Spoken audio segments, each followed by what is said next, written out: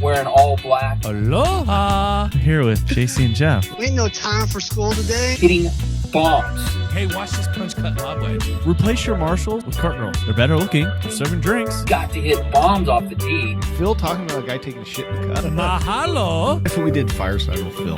Fire at the stick. Hit bomb and attack the pin. Ladies and gentlemen, welcome to the Aloha Press Show. My name is JC, and unfortunately, tonight's show is going to be a solo show. Jeff, my co-host, unfortunately could not make it to this particular episode, but without him being here, the show must go on. Appreciate everyone tuning in. First and foremost, you got to sit back and recognize how beautiful Cancun, Mexico, the Mea Culpa Classic, the World Wide Web of the golfing tour place. PGA Tour, do me a favor. Can you guys at least pick one sponsor and stick with it so I can remember the goddamn name? Because Viktor Hovland, holy shit, back-to-back championship, goes out there and freaking stuns everyone with an absolutely loaded field this particular tournament. I mean, for Brooks Koepka, Patrick Reed, Justin Thomas, you got Carlos Ortiz coming through. You've got a bunch of heavy hitters like Ian Poulter going to the Sunshine State of beautiful Mexico, okay? The home of the golf course that I've never been to. Looks amazing. Mangrove trees and I don't know, the jungle. Also a few monkeys in the mix, which we saw out on the PGA Tour telecast. But the thing that got me confused the most was the simple fact. There's a little drama down in Mexico. I don't know if you guys caught the news or whatever it was. I was out of town, but hey, I did not miss what had happened down in beautiful Mexico. Down in the place that we held our beautiful Aloha Press retreat. I mean, people are getting freaking gunned down on the beach, down at the resorts. I mean, I can't imagine the Reed family, what they were doing. I mean, Patrick Reed goes out there, shoots +5, okay, when all this nonsense is going on. And I feel like we need a little comfort huggy circle, maybe a little comfort pet the next PGA Tour event. I mean, good God. I mean, it seemed like all the tourists were okay. It seemed like everyone was huddled into a giant hallway, which seems like a horrible idea, but it seems like the only bad guys that absolutely, that causes all this nonsense, those were the only idiots getting hurt out on that beautiful beach. So, glad everyone was okay except the bad guys, but PGA Tour must go on. And sure as shit, Viktor Hovland gets his third victory. I mean, this guy can't win on American soil to save his life. Might win on a freaking territory, but can't win in the U.S. The good old 50 states. He's got to go to these, 51st, 52nd state of the United States. I know those aren't countries or states that we actually give them, right. But I mean, it's their bordering countries. Beautiful Cancun goes out there second year in a row. And it's absolutely, when I picked this gentleman to win this damn tournament, I was a hair hesitant. Okay. I was down 3 bottles to Jeff in our one and done league. And you got to recognize, it's a long season. And I picked a guy who, is a great bet later on down the road. But you got to go with the hot hand. And sure enough, he showed up and played some of his greatest golf. I mean, Sunday got a little chunky with the wedges, but goes out there on Wednesday, snaps his driver shaft. Sure enough, has to borrow one. That's the hot topic for the entire weekend, is he's playing with a club that he never swung with, which is kind of a fucking joke, right? I mean, the guy's playing a driver, same driver shaft, just a hair shorter, doesn't hit as farther. I gotta think this helped him out, because it is not one of those golf courses that you can just bomb it wherever you want. I mean, there's jungle, there's alligators, little monkeys running around. Looked like there was a few raccoons, maybe a little swamp rats out there, and the beautiful mangroves that they kept talking about. I've played golf in Cancun several times. Hell, we held the retreat there like I talked about earlier. It's like fairway and then fucking jungle. It is no joke. There's no hitting your ball out of this nonsense, what we call the rough out here in beautiful Georgia. That shit just doesn't happen out there in beautiful Mexico. It just, you look at the golf course and reckon, you got to hit it pretty good. You got to hit it pretty damn straight. You got to be able to get it on the green. And sure enough, Viktor Hovland, led the strokes game in putting. His ping putter, not to give away any free ads, but that thing was hot. Super hot. I mean, the guy was rolling in everything. And it seemed like anyone that had an opportunity, any chance to go chase him down on Sunday afternoon when I was taking my beautiful nap, it just wasn't going to happen. I mean, Carlos Ortiz made a late charge, got to 19 under, goes up, gets to number 2. I mean, local guy, Mexican guy, fan favorite down there, south of the border. And then Justin Thomas. I mean, Justin Thomas goes out there, shoots 18 under, did not play his particularly best golf, but he did have a new addition to the bag. I don't want to call him a donkey, but hey, you got Bones McCaw on the freaking bag for him, gave up the microphone, and is now full-time with Justin Thomas. And it seemed like a good mix for the most part. It didn't seem like this is a particular golf tournament that we'd ever seen Justin Thomas going to play at ever again. But it was one of those things that it was cool to see, and start to hear some of those conversations that you anticipate later on in the winter season, the beginning of the season, come January, where we're going to hear maybe out in Hawaii. Maybe we'll calm his ass down when it comes to some of the language he has to use. Cool to see, though. Justin Thomas looks like he's going to be in right form in vacation golf. Scotty Scheffler goes out there and plays pretty well. Joaquin Niemann goes out, gets a little T5. But the big story, Matthew Wolff, good God, he is one of those guys in the last 6 or 7 tournaments is playing really good golf. It is absolutely scary to see that he's back. Seems like he's checked himself out of the mental hospital and is back on the charge, playing some really good golf as a young golfer. That rounds out the T5s.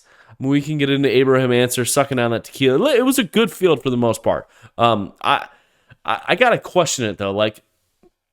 The golf course itself, again, I haven't played this particular golf course, but you recognize the course, and it's there's 2 holes on the ocean. The Aloha Press Retreat, I mean, might have been in a Hareworth neighborhood, and the drinks might not have been as strong, but I gotta say, we at least had 8 or 9 holes on the ocean. Man, Kobo, what are you doing?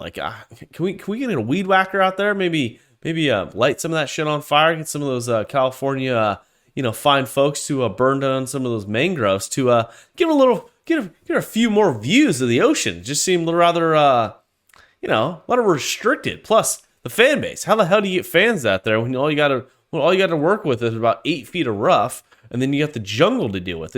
I wish that they would have just a hair more people out there, to really get the fire going. Take back a few shots of tequila. Have a few tacos. Really embrace the heritage down in beautiful Mexico, and get a few ribes in there. I can't roll my R's. I wish I could, but I can't.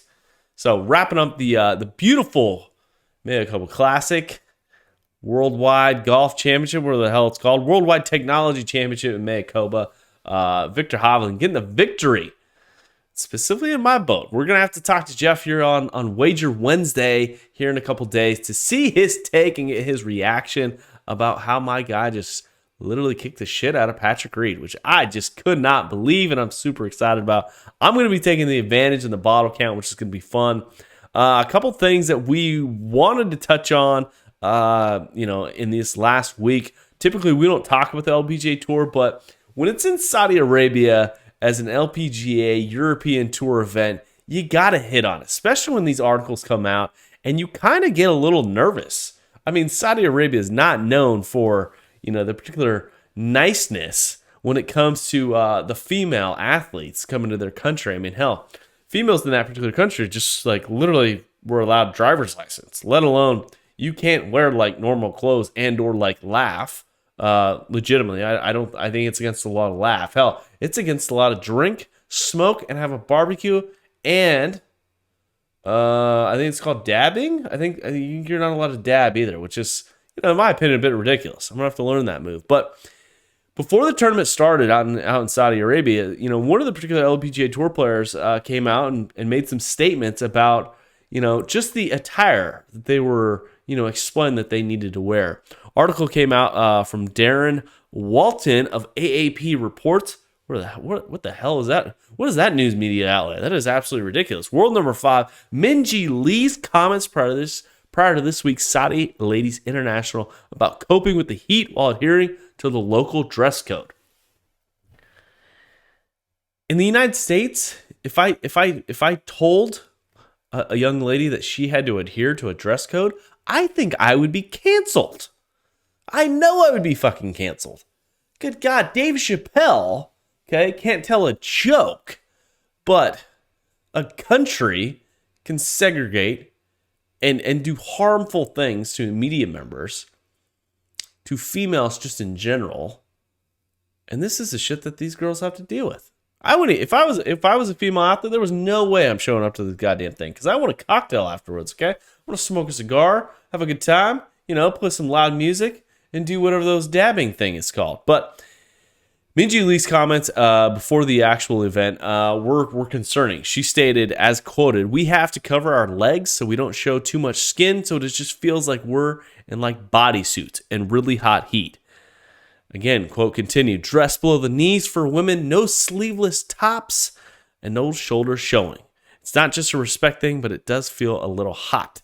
Competing in the Red Sea, the King Abdullah economic city, Lee suspects the unique challenge will be as much psychological as physical, mentally, because you're always sweating and you never really cool down. That will be the main challenge, the world number 5 said. Continuing quote, "I just played 9 holes and I was cooked." Don't do it outside. But 18 holes, it's just going to take, 5 hours to go around this golf course? So it will be testing in all parts of your mental strength, I think. Now, this is concerning.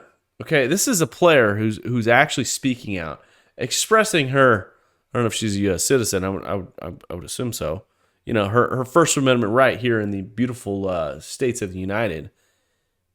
You got to be careful what you say. Holy shit, I would be rather fucking nervous for her. It's and I might not want to go back to that particular event. I don't know. I don't care how much money you paying me. Life is not worth money. I can promise you that. So, what's really concerning is the Premier League that's been thrown around, the media source.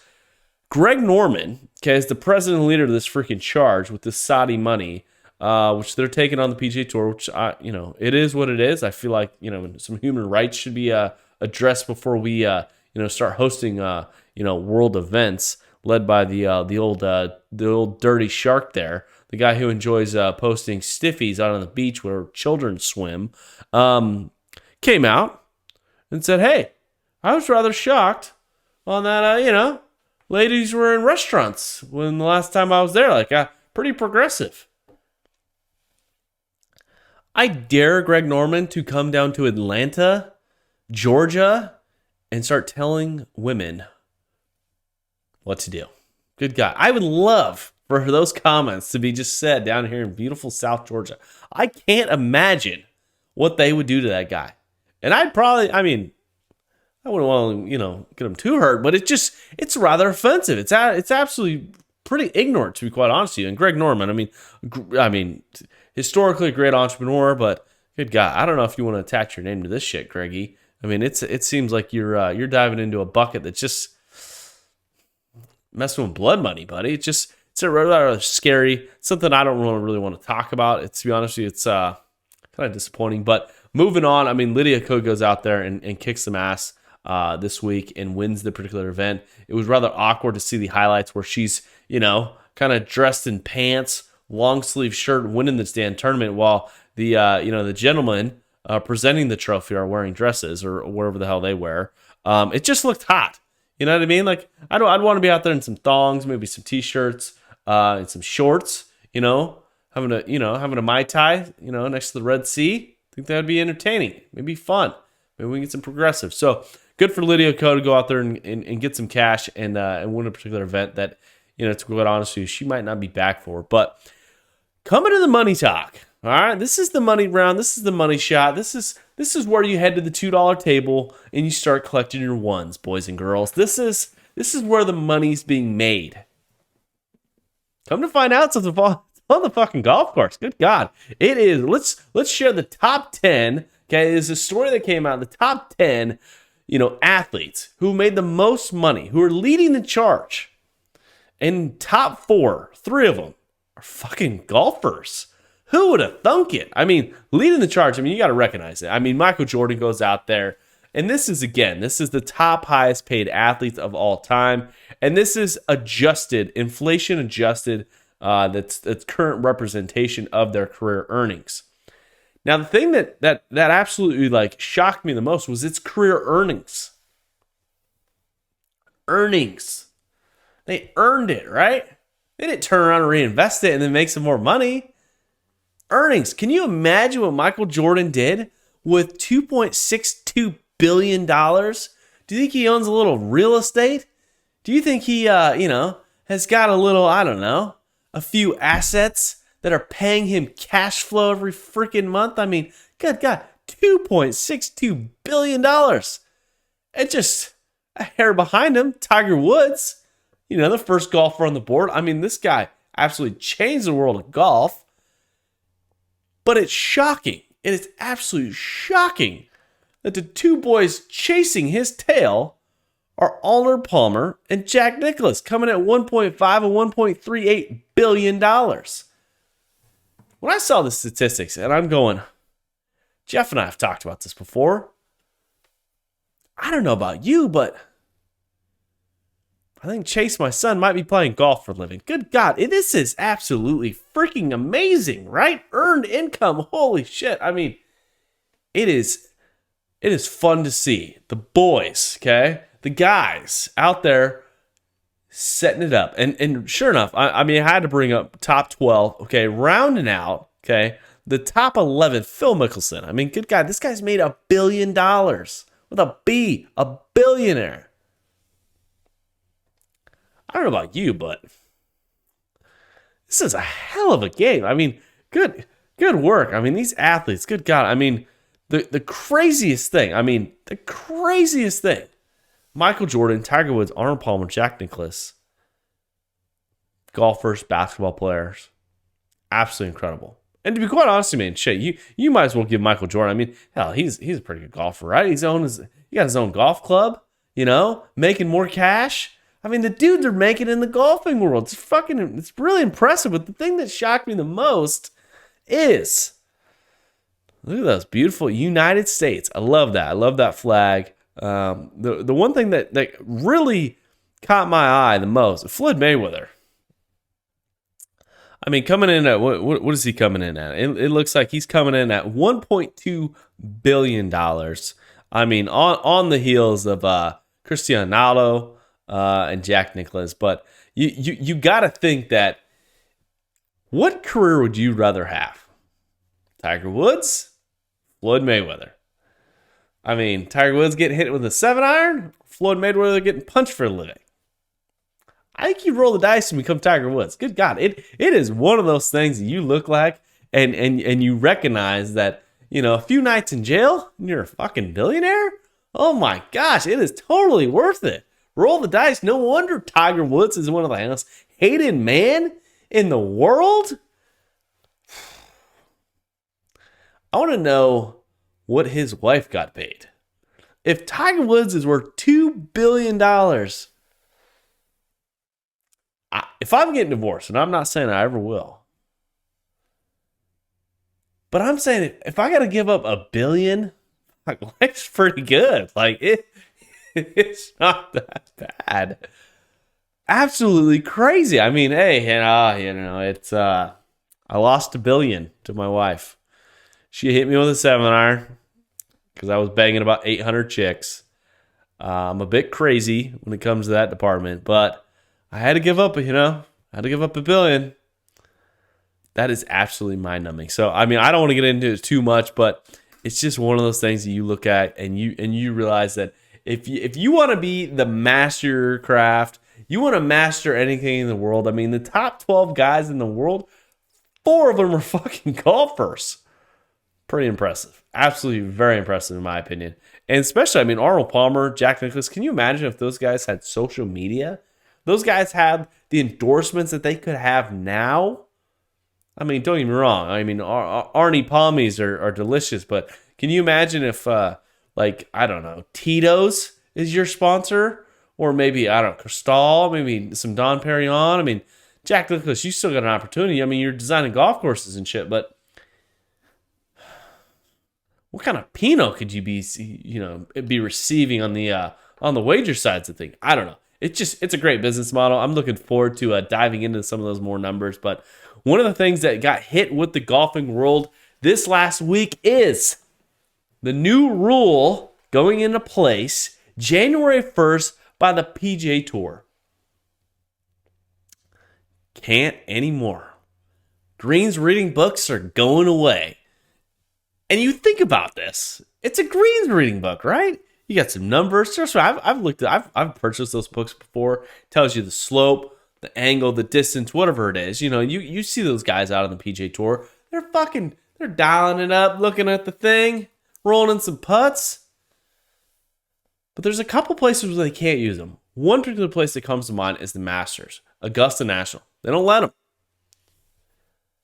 But then I got to thinking, you're not going to allow green reading books, okay? Essentially, an item that could be affected by mowers, footsteps, condensation, like actual temperature, where the sun's at, fucking different types of grass. Like all these different elements on this really short green grass. And don't get me wrong, faster than hell. I mean, I've only played on a handful of courses that have hosted major championships, PGA Tour events, and the greens are always fucking lightning fast, always rolling true. But the thing that got me the most is like these guys play like fucking 30 events a year on 30 different fucking greens, 30 different green complexes, and you're gonna change that? And the justification was absolutely a bit ridiculous. The PGA Tour pretty much said, the purpose of this local rule is to return to a position where players and caddies use only their skill, judgment, and feel, along with any information gained through the experience, preparation, and practice to read the line of play on the putting green. In addition to this new rule, a tournament regulation will be amended to extend the prohibition of using any device to test the conditions of the putting greens to include all practice greens and during all official practice rounds and programs. In addition to those little nuances, there's also something in here where, let's see here, Anyways, you pretty much can't use any like measuring devices, if that makes any sense. So, actually, here it is. Handwritten notes that could assist with reading the line of play on the putting green will continue to be allowed in the approved book. However, such notes will be restricted to only those made by the player and caddy, must be derived from the experience or any observations of a ball rolling on a green. This includes observations from a TV broadcast. Transferring previous handwritten notes also meet the new restriction into the approved book is allowed. No devices, levels, or other technology may be used to gather information to be kept as notes, and no information may be copied from any other source into the approved book. Now, that little addendum right there makes fucking no sense at all. And I'm going to call it the Bryson rule. Okay, you've seen Bryson DeChambeau go out there. He's got his TrackMan or GC quad out there. He's got measuring devices. He's got sticks. He's analyzing the fucking water temperature and the green and the mud and the fucking, the density of the rocks underneath the Bermuda. But the thing that I don't understand, like you can't have any measuring device. You can't use any technology. You just got to like have the skill based on the observations and your skill set. But they still let GC Quad and TrackMan go out there on the fucking range, and you're able to carry those things out and be able to hit shots all over the golf course in order to measure and gather all this data. But you can't have a book? You can't have a book that says it breaks left or breaks right? You can have a $20,000 piece of equipment that you got to haul around where the amateur golfer doesn't have access to that shit? But you're going to take away the one thing that we do have access to, a green reading book? This absolutely drives me crazy. I don't understand the fucking rules. They say that they want to make the game more inclusive. They want to make the game faster and easier, use a more natural skill set. They're willing to take away literally a book, that has some information that literally is, in my opinion, not very fucking accurate. I've used these books and the 2 degrees, whatever it is, yeah, I'm sure slope and stuff, that all matters. But if a greenskeeper wants to fuck with you, all right, it's simple. Don't cut the grass. Don't roll it. Don't let it be really fast. Slow the fuck out of it and start placing cups on fucking mountains. And you will mess with those guys. But taking away simple data, but allowing the most expensive pieces of equipment where it gives you the most accurate information, that can be out on the golf course, that can measure everything to include spin rate, slope, angle of attack, the difference in temperature, the difference in the actual conditions where winds are. I mean, these devices are gathering enormous amounts of data. I mean, it's like a guy going to. I mean, let's give you an example. The Aloha Press Classic, all right, sitting at 6,000 feet. Okay, you're gonna change. The ball's gonna go a hair further based on the spin rate, based on the air density. If you have a TrackMan or a GC Quad, those things are gonna make it easier. You can literally dial in your wedges, your irons, your driver, all your carry distance, all your rollout stuff right there on the range, out on the golf course before you even start the tournament. But if you've got one of those measuring things or that fancy dancy book, no, we're going back to the old skill set. If they want to go back to the fucking skill set of these guys actually using the knowledge that they've gained over the years of experience, take away the goddamn computers. Take away the thousands of dollars of equipment that they put in computers and all these AI and all this bullshit. Take all that shit away. Hell, take the golf ball away. Let's add a little spinnier golf ball. Let's let that thing go snap hooking out at Mayakoba and see how many golf balls are lost in the freaking jungle. Sorry. I got a little fired up. I apologize. I'm going to take a deep breath. A little sip of my Aloha Press water. And recognize that, to be quite honest with you, this is just another way to bitch at. I mean, I love it. It's absolutely amazing. It's the PGA Tour doing their thing. And it's absolutely incredible. But that's here nor there. The Aloha Press is on its way. It's going to have a few changes in the near future. And Jeff and I are going to go over these changes here in the next few days. But the thing that you're going to see in the next few days, the next few weeks, the coming months, are something fucking incredible. And I'm pumped up about it. I'm recording this podcast late. I've been fired up about it. I've had 2 Rockstar energy drinks. I'm dead sober, okay, except topped up on caffeine. And I recognize the excitement and the joy that I'm going to have moving forward. There was a point in time when I recognized that the Aloha Press was not essentially very successful. As of December 1st, 2018, okay, this is going to be our 3-year anniversary. We've been doing this thing, I don't want to say a long time because it has been a long time, but we've been doing it wrong. And we've been doing content wrong. And, I went ahead and invested in myself, invested in the company, and recognized that I've been doing this thing wrong. And I've been getting the wrong advice from the wrong people. And I recognize that. We've been doing things a little off.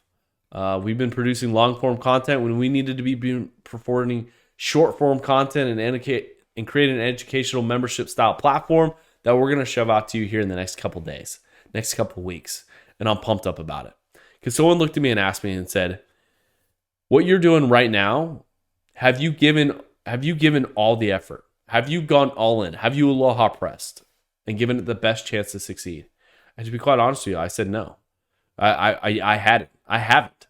And but investing in the company, investing in the education space that I did last week in Austin, Texas. I'm sure if you follow my personal account, I'm sure you've seen some things that have changed. And it's going to change here at the Aloha Press, and I'm excited about it. And I'm pumped up with the direction that we're headed. We're going to have some themes moving forward. We're going to be producing a lot more short-form content, not necessarily. We're still going to be doing some of the long-form podcasts, YouTube shows, and stuff like that. But we're going to start integrating, a hair shorter episodes when it comes to like Trick Shot Tuesdays. We might implement Wager Wednesdays, where we're going to deep dive, give you some more of the stats, the gambling stuff, so you guys can go out on some of the other platforms like either out in Vegas, Atlantic City, go to some of the casinos, Caesar Palace, or you can hop on some of those applications where I can't really talk about because I might get, it's against the law here in Georgia to gamble. But we're going to be able to give you some of that knowledge and some of that information that we've studied up on because this is the thing that we're passionate about moving forward. So it's I'm really excited about that. But then also we might be throwing in a little Thirsty Thursdays, maybe Up in Smoke Fridays, Hitting Bomb Saturdays, and maybe Holy Sundays, okay? Might be Holy Shit Sundays, but we're going to do some fun content moving forward. I'm excited about it. We're going to be integrating, some more events, and some more events involving more of the audience, more of the membership side of things, which I'm pretty pumped up about. And I'm excited going forward. And I appreciate you, everyone that's listened, tuned in to the Aloha Press for this last it's almost 3 years. I greatly appreciate everyone that's given us their attention, giving us your money for our events, gone to Hawaii. You didn't go to Hawaii. I went to Hawaii. Gone to our, the Aloha Press Classic, year 1 and year 2, which we're excited about hosting again here in 2021 or in 2022. And then some of the other events, the home game, the Aloha Press Retreat, and some of those things that we've hosted here in the past, which we're looking forward to adding some more events. So really appreciate it, guys. Thanks for tuning in. We will have Jeff back here on Wednesday for Wager Wednesday. We're going to be making some bets. I'm going to be, giving it to him a little bit, Viktor Hovland, most recent victory, it feels good when you pick the winner, baby. It's, I'm on fire. I'm headed to Atlantic City. Okay. I'm going to hop on the G6. All right. Also the Southwest, 747. And I might make a few wagers myself, after Wager Wednesday. So looking forward to it, guys. Really appreciate it. As always, if you feel the need, if you enjoy this content and you're watching it here on YouTube, hit the subscribe button, follow along, join the newsletter. It's something that we enjoy doing. We enjoy producing this content for you, and you're going to be able to get some of those notifications as content is being sent out to you. Hit bombs, attack pins, and Aloha Press. Cheers, guys. Wearing all black. Aloha! Here with JC and Jeff. We ain't no time for school today. Hitting bombs. Hey, watch this punch cut lob wedge. Replace your marshals with cart girls. They're better looking. They're serving drinks. Got to hit bombs off the tee. Phil talking about a guy taking a shit in the gutter. Mahalo! That's what we did fireside with Phil. Fire the stick. Hit bomb and attack the pin.